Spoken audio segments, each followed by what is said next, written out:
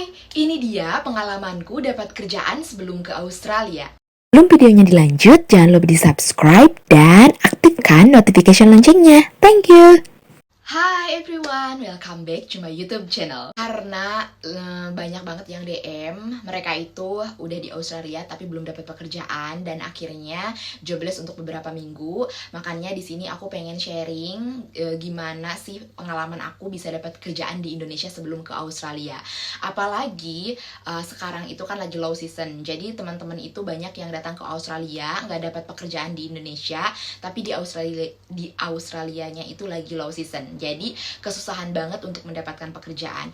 Aku nggak mau lebih banyak orang lagi yang mengalami hal sama. Jadi di sini aku mau kasih tips and trick gimana caranya dulu aku bisa dapat pekerjaan di Indonesia sebelum aku berangkat ke Australia. Langsung aja, yang pertama kalian harus udah masuk dulu grup-grupnya WHV kayak gitu.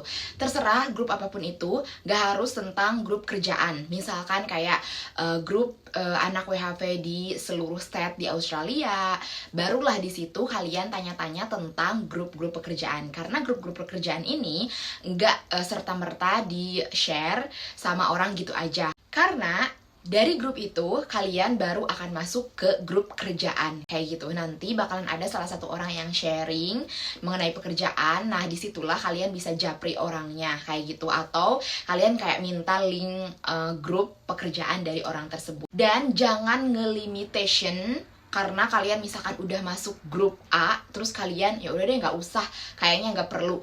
No, apalagi kalian pemula. Jadi please, seluruh grup, semua grup menurutku ikutin aja.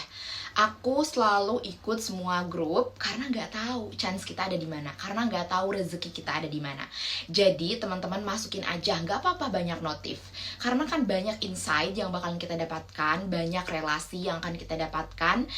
Itu lebih bagus lagi, itu lebih banyak lagi kesempatan yang kita buka, banyak lagi peluang yang kita buka, dan banyak lagi relasi yang akan kita dapatkan. Itu lebih bagus karena kita akan merantau dan kita nggak tahu negaranya seperti apa. Jadi please jangan limitation yourself. Pokoknya kalau misalkan aku udah masuk grup ini jadi kayaknya nggak usah. No, jangan berpikir seperti itu. Aku pun sama, aku masuk semua grup. Yang kedua, kalau misalkan kalian udah masuk grup kerja, di sana usahakan kalian aktif untuk bertanya sama member-member grup. Barangkali member grup yang ada di sana itu udah lebih lama, terus udah lebih punya banyak pengalaman lagi.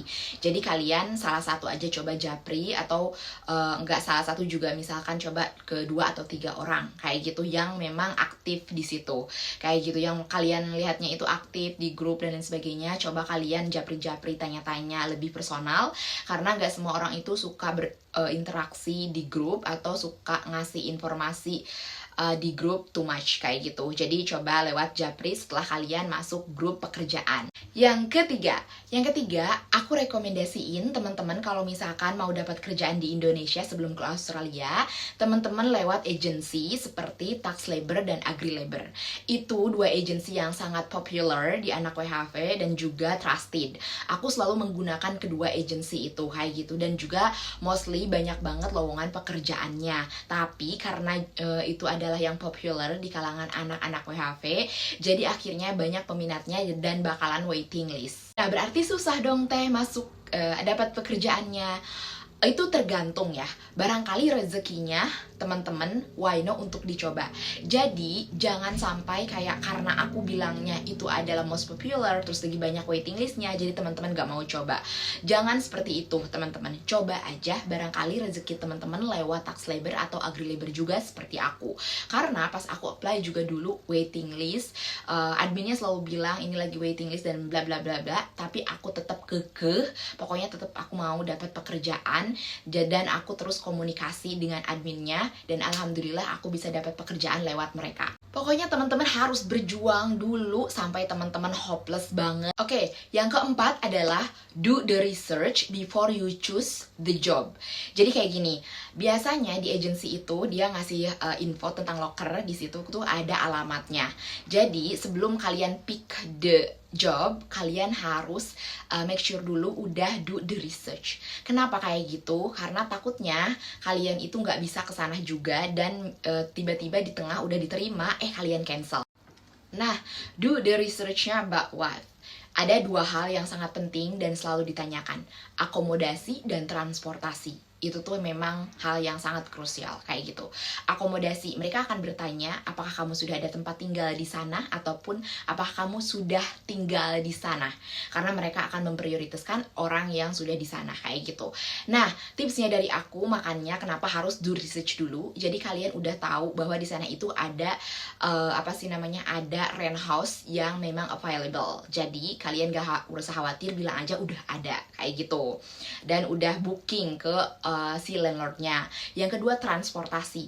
Nah, ini sangat penting banget karena selalu dipertanyakan, baik lewat agensi ataupun mau langsung perusahaannya, mereka selalu bertanya bagaimana kita berangkat ke tempat kerja. Nah, makanya kenapa harus doing the research. Jadi kalian udah tahu kondisinya. Misalkan kalian tahu kotanya A, misalkan kayak gitu kan. Nah, kalian lihat aja di Google Map-nya, apakah ke sana itu bisa misalkan lewat bisa naik kendaraan umum seperti bus, atau misalkan naik Uber nggak terlalu mahal, atau misalkan bisa jalan kaki, atau misalkan bisa naik sepeda kayak gitu. Pokoknya kalau misalkan kalian memungkinkan untuk menggunakan hal-hal tersebut, kalian bilang aja aku udah punya kendaraan atau aku udah siap untuk bekerja ke sana dengan misalkan punya mobil sendiri, atau misalkan ada teman jadi kalian bisa carpool sama temannya dan lain sebagainya. Pokoknya mereka itu sangat khawatir kita nggak bisa datang ke tempat kerja, makanya hal itu selalu ditanyakan kalian. Makanya kenapa harus do the research dulu. Jadi kalian udah tahu the wise answer, jadi kalian udah tahu bahwa jawaban yang tepat untuk dikasih ke mereka biar meyakinkan mereka bahwa kita bisa datang ke tempat kerja, itu tuh bisa meyakinkan mereka kayak gitu. Makanya kalian juga nggak akan kebingungan pas nanti udah pick atau udah pilih pekerjaannya.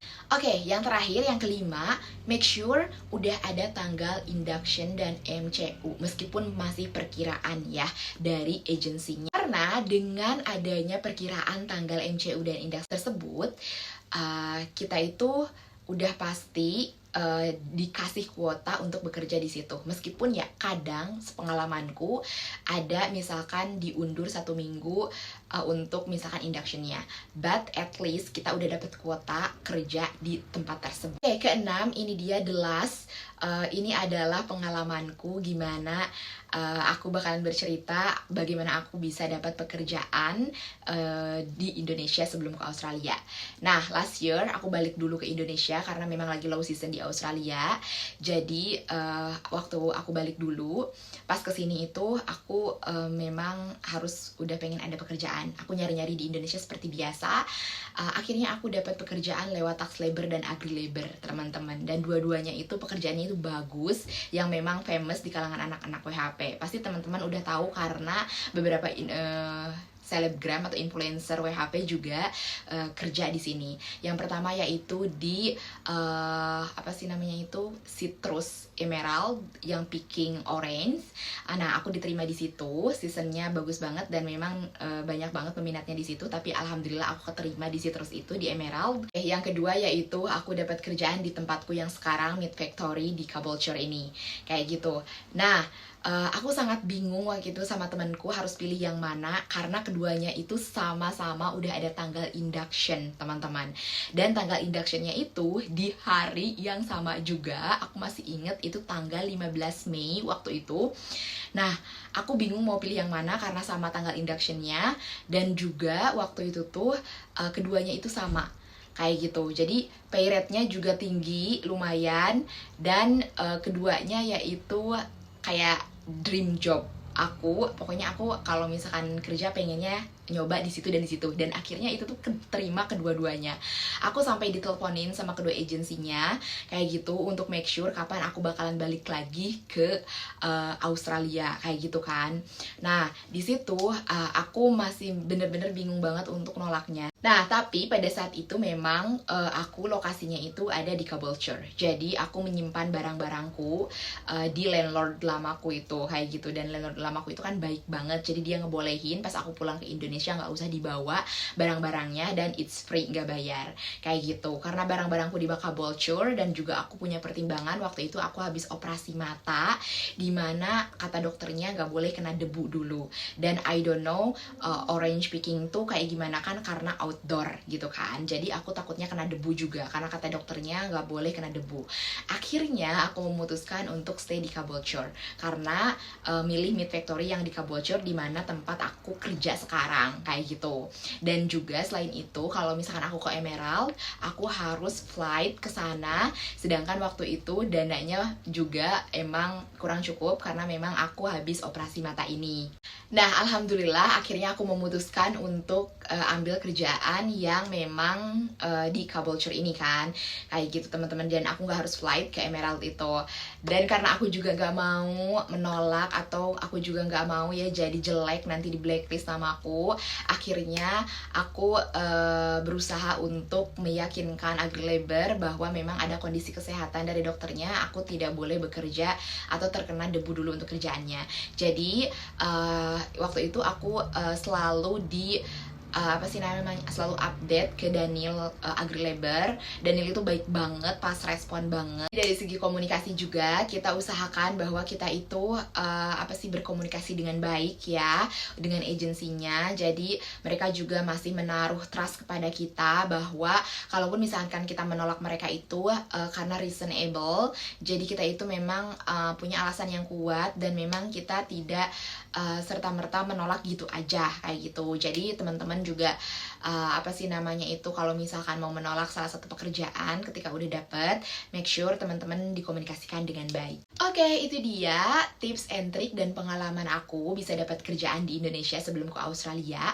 Semoga bermanfaat, semoga teman-teman juga bisa mencoba tips and triknya, barangkali beruntung. Intinya pokoknya teman-teman harus kekeh, kalau orang Sunda itu bilangnya harus bener-bener keyeng atau kekeh, bener-bener kayak mengusahakan gitu. Pokoknya aku harus dapat, meskipun misalkan orang bilang waiting list, misalkan adiknya bilang waiting list, try, karena nggak tahu, barangkali rezeki kita, mungkin orang lain udah daftar duluan, kalau rezeki kita di situ, kita yang bakalan dipanggil duluan.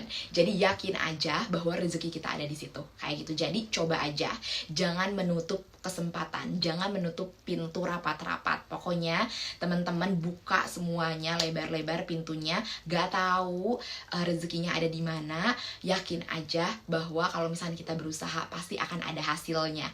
Gak bakalan nol banget kayak gitu. Jadi kayak gitu ya teman-teman. Semoga tips dan trik ini bisa membuka insight teman-teman dan juga bisa berguna kayak gitu. Jangan lupa di-share ke teman-teman yang lainnya yang lagi nyari kerjaan. Thank you so much for watching. See you on next video. Kalau misalkan ada yang mau di-request, boleh di kolom komentar ya. Bye-bye!